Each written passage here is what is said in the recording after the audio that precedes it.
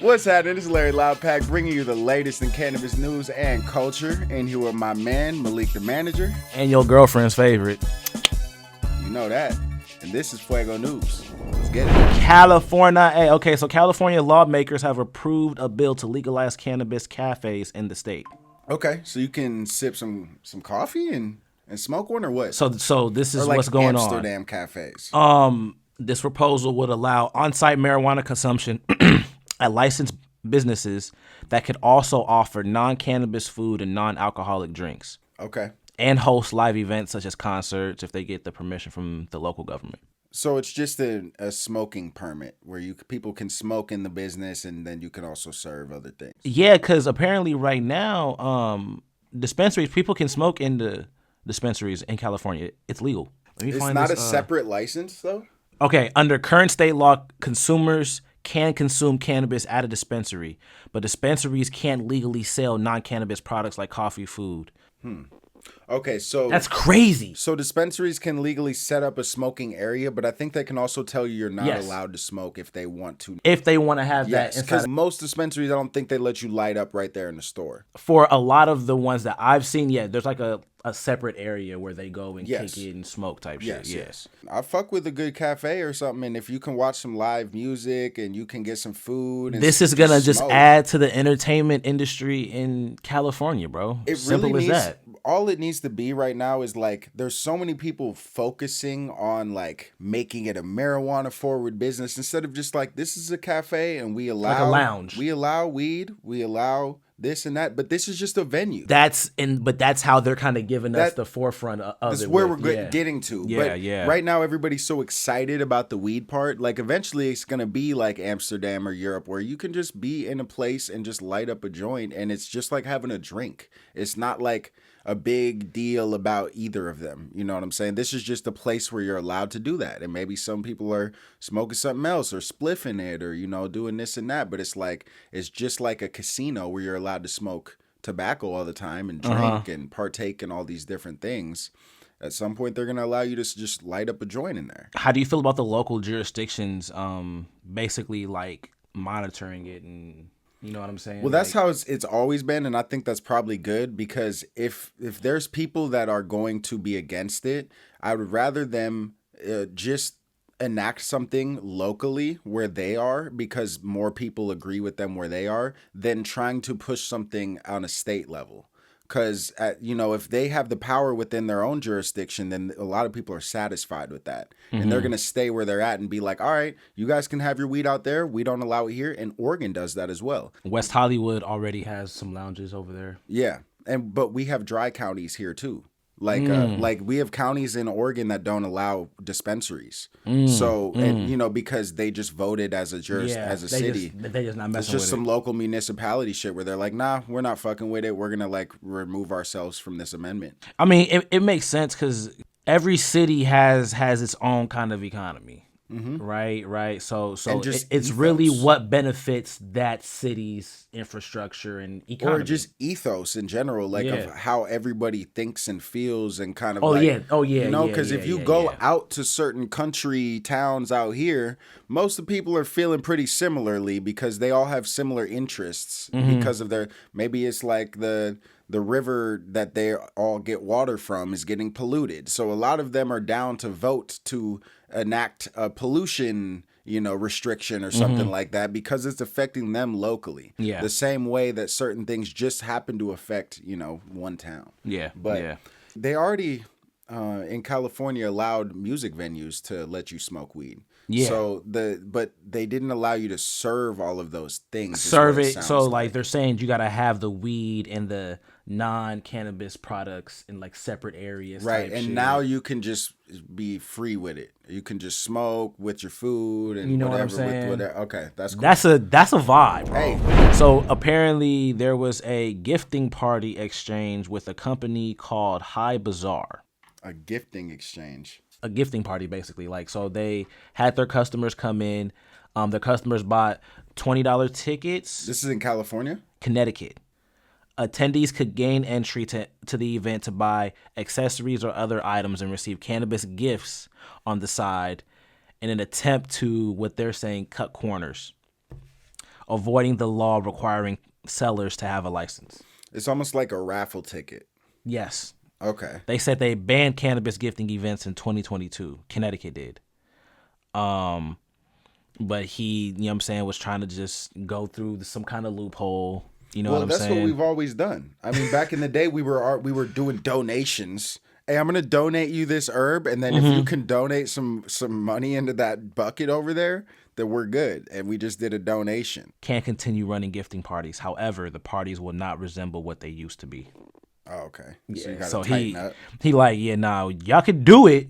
Just tighten that but up. But we gon' change some things. So there was underage kids getting products? I mean, that's it appears that these events involve the illegal marketing and sale of cannabis outside of the regulated market, and that the events are accessible to individuals under the age of 21, the letter read. Yeah. Yeah, that's not a good look. Tong warned that the markets appear to violate Connecticut Unfair Trade Practices Act. Those kids can figure out how to get some weed. I'm not helping them.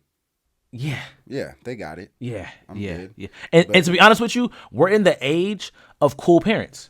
Way too cool.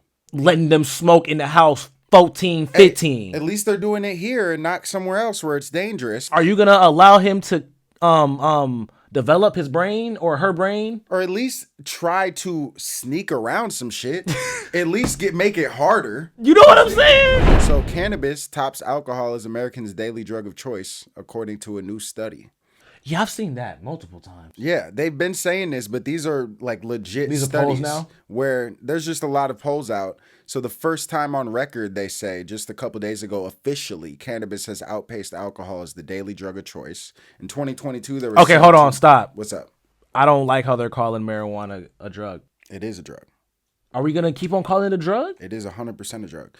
It's even when they reclassify it to Schedule 3. It's still a drug. It's a drug plant. Even people who are medicinal people call pharmaceuticals, intoxicating varieties of a plant are a drug plant. You know, it's like it still has that effect. So it is a drug. Okay. But it's daily drug of choice for Americans. I call it herb. Would you call alcohol a drug? Spirit. It is, yeah. But it kind of is basically the same thing as a drug. Drug. You know. I think I'm with you on that. I can stand there. In 2022, there were 17.7 million people who reported using cannabis either daily, compared with 14.7 who reported using alcohol at the same frequency. Oh my God. But here's the thing. You can't drink every day. You shouldn't be drinking every day. That's the difference is like, yeah, of course more people are smoking weed daily because that's an acceptable thing to do. Still not the best. Like if you take a couple days off, you're cool. You know what I'm saying? You know what I'm saying? That's the best way to go about it. Sometimes you got to clear your mind. Facts. Sometimes I want to take a little break. Facts. But you can use weed daily, and I generally do. Where like if I drank daily, my life would be a mess. Oh my, bro. What? My body would be in shambles right now. What are we talking about? Yeah, that's insane. You 14.7 million people are nuts. Y'all are wild. And y'all need help. Yeah. Don't think it's like that's what's going on too. A lot of that is going on. People are normalizing alcoholic shit. We'll take 1 or 2 shots and be like, nigga, I'm straight. I'm cool. And niggas ain't going back to be like, yo. We want more. I'm drinking tomorrow. I'm drinking before work. No. What? What? No. Niggas who are drinking every day are wild. But basically, this is a study published on Wednesday in the Journal of Addiction. By the U.S. National Survey on Drug Use and Health.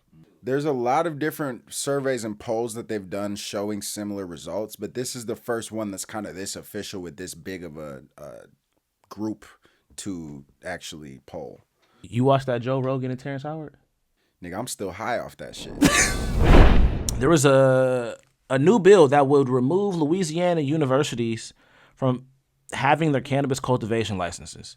Very good. Instead, it will allow 2 private companies to control cultivation throughout the state. Oh, that's not good. That's not good. You said good, because we don't. Where'd you find the good in it? Because we don't want Louisiana. Remember the trash they were growing at Mississippi and Louisiana? So I was just saying, all right, good. Let's get somebody else in here. But I didn't know we were gonna let 2 companies monopolize the whole shit. So what are you talking? Is that just for all federal research? No. So apparently, since 2015, LSU and Southern University are the only two public institutions in Louisiana that can legally cultivate medical cannabis. Right. However, if the Senate bill is signed into law, it would allow private contractors to take their place instead. Okay. Hold on. Apparently, LSU received help from two private growers, Good Day Farm and Alera Holistic Healthcare, to get their own respective farms operational. Right. If the bill becomes law, LSU and SU would transfer their respective cultivator licenses to the Good Day Farm and Alera Holistic Healthcare. So the Good Day Farm, who are these people, and how were they decided on being like the company? Apparently, in particular, Good Day Farm has a relationship with legislators who may be attempting to control all cultivation within the state. Exactly. And that's exactly what I was going to say, but I'm glad you said it. Good Day Farm's primary shareholder is Donald Boise Bollinger. Boise is his nickname. One of the richest people in the state, and the company's president, John Davis' wife, Paula Davis, is a House representative. Yeah. So there you have it right there. And that's what's crazy is like, damn, they're going to do this in front of our faces. Like there's still states. Remember how I was saying they're not going to want to make any moves on this until they know how they're going to make their money on it. And in Louisiana, this is like one of the highest levels of that, where they're literally not letting any moves happen unless they are the sole proprietors of this cannabis shit, which is the craziest way to go about it. It's one thing to limit the licenses and then like intentionally give some of your homies the licenses. They said, no, we're just going to let two people do it and we're going to choose who do it. We're not even going to pretend to do a lottery system. We're not even going to like act like we just did like put names in a hat. Like these niggas just said, actually, we're just going to, the homies are just got this. They're just going to hold this whole shit down. That's absolutely insane. The richest person in the state. Oh, look at them. They're doing good. Look. So we got doing good. Titty sprinkles. Okay. Let me hear about this. Last Prisoner Project. I'm going to need to know about the titty sprinkles. Well, I would like to know about this. A fun name for a oh, it's for breast cancer. That's a strain. No, I don't like them using breast cancer awareness for this. Yes, you're right about that, but look how many locations they have. So we're in Arkansas, Mississippi, Missouri. All of the Son, they're holding down the South right now. They're running the South. That's why bro said if they do this, it's going to be a monopoly. It is. I mean, they would have a monopoly on Louisiana. Look, new location in Louisiana. All new locations. They had their Lake Charles already, but they just added 3 more. And so they're just boom, boom, boom. New locations in Missouri. In Missouri. Son, they got a lot of Missouri locations. They're actually Missouri crazy. Is disgusting. I'm not surprised. They're going absolutely nuts in Missouri. And see how Missouri, Louisiana, Arkansas, and Mississippi are some of the worst legislated weed states right now. Arkansas is one of the worst states, period. Those are all... These are all top 3. Not... Top 5. Yeah. Not my ideal places to live, right? Ever. So we're hearing about all this bad legislation coming out, and now this is just putting the pieces together. They trying to sell this, trying to sell titty sprinkles. It's a good name, but fuck y'all. Don't bring titties into this. You know what I'm saying? They had nothing to do with this. Y'all got nothing to do with titties. Look at this. Look at where they're holding down the fucking market. We are the South's #1 medical dispenser. Yep.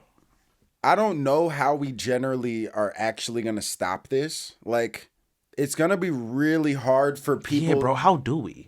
There's a lot of groups, like activist groups, that are trying, but this is tough, bro. When they already have the infrastructure. When I can call the House representative, yeah, and then we can just go sit down over cigars and plot on how we're going to take over 4 states.